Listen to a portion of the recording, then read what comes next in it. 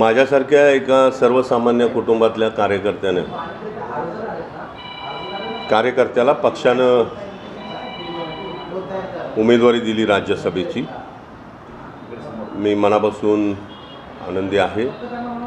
मागच्या वेळेससुद्धा काँग्रेस पक्षानं विधान परिषदेची उमेदवारी मला जाहीर केली होती. दुर्दैवानं त्यामध्ये माझा पराभव झाला.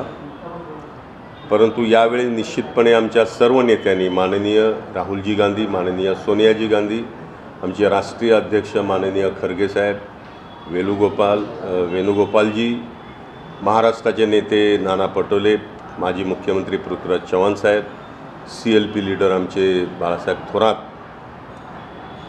या सर्वांनी मिळून माझ्या उमेदवारीला पाठिंबा दिला आहे. निश्चितपणे राज्यसभेवर जाण्याचा मार्ग मोकळा झालेला आहे. महाविकास आघाडीचे आमचे ज्येष्ठ नेते माननीय शरद पवार साहेब आमच्या पाठीशी आहेत. शिवसेना नेते माननीय उद्धव ठाकरे साहेब आहेत. महाविकास आघाडीतील इतर अनेक जे पक्ष आहेत त्यांचे नेते आणि आमदार महोदय सगळे पाठीशी आहेत. त्यामुळं निश्चितपणे महाराष्ट्रातल्या गोरगरिबांचा आवाज, दलित, मागासवर्गीय, आदिवासी, कष्टकरी, श्रमिक, बहुजन समाजातला गरीब वर्ग, शेतकरी यासाठी मी निश्चितपणे राज्यसभेमध्ये आवाज उठवीन. आणि मला खात्री आहे की हा पुरोगामी महाराष्ट्र बाबासाहेब आंबेडकर, महात्मा ज्योतिबा फुले, छत्रपती शाहूराजे, छत्रपती शिवाजी महाराज यांच्या विचाराचा हा महाराष्ट्र आहे.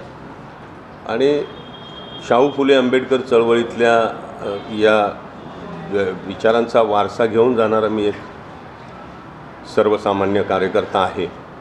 आणि निश्चितपणे महाराष्ट्रातले आमचे सगळे आमदार महोदय, महाविकास आघाडीतील, महाविकास आघाडीच्या बाहेरचे आमचे सगळे नेते, आमदार महोदय माझ्या पाठीशी खंबीरपणे उभे आहेत. आणि निश्चितपणे त्यांचं पाठबळ मला मिळेल. सर, जर पुढच्या वेळी तुमचा पराभव झाला होता, तुमच्या लोकांनी, काही लोकांना तुम्हाला मतदान केला नाही, त्याच्यामुळे पराभव झाला, त्याची मोठी नाराजी होती. आता हा वेळी जी आहे कशी तयारी आहे काय? नहीं, देखो, विधान परिषद की बात अभी मत करिए. रात गई बात गई. डेमोक्रेसी में ये हार जीत होती रहती है. अभी छोड़ दीजिए विधान परिषद में क्या हो गया. विधान परिषद में हार हुई, इसके वजह है कि राज्यसभा में उम्मीदवारी मिल गई है. और निश्चित रूप पे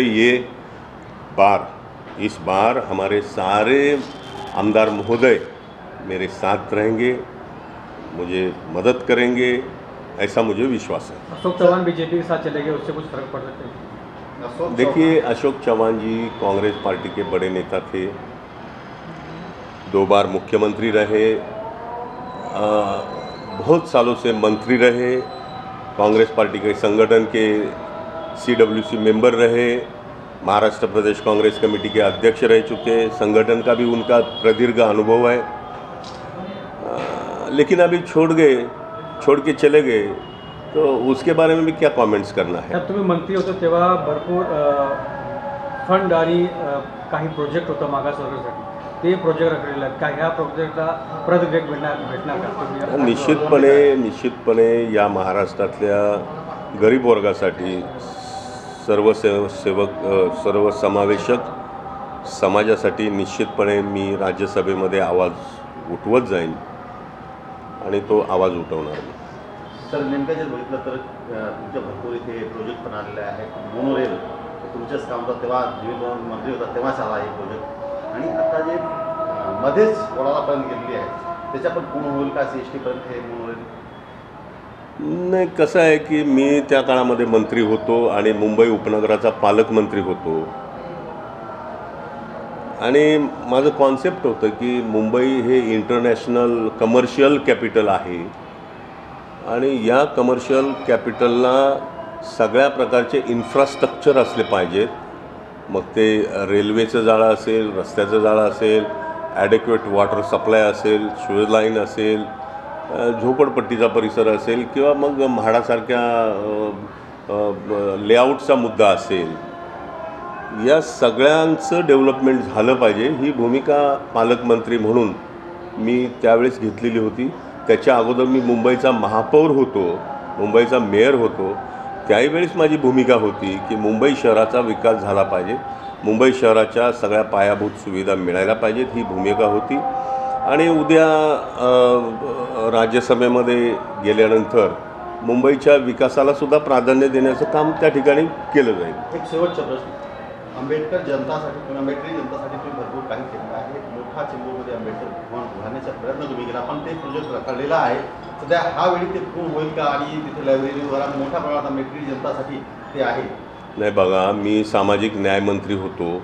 मी महाराष्ट्रामध्ये प्रत्येक जिल्ह्यामध्ये समाज कल्याण विभागाचं डॉक्टर बाबासाहेब आंबेडकर सामाजिक न्याय भवन अत्यंत डौलानं उभं राहिलेलं मी म्हणजे पाहतो आहे.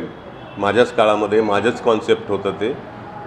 त्याच्यानंतर मी हॉस्टेल्स बांधली, रेसिडेन्शियल स्कूल्स बांधली, डिव्हिजन स्तरावर मी 1,000 विद्यार्थ्यांसाठी हॉस्टेल्स बांधली. आणि त्यामुळं अनेक प्रोजेक्ट पूर्ण झाले, काही प्रोजेक्ट अपूर्ण आहेत. निश्चितपणे पूर्ण करण्याचा त्या निमित्तानं प्रयत्न होईल. ओके.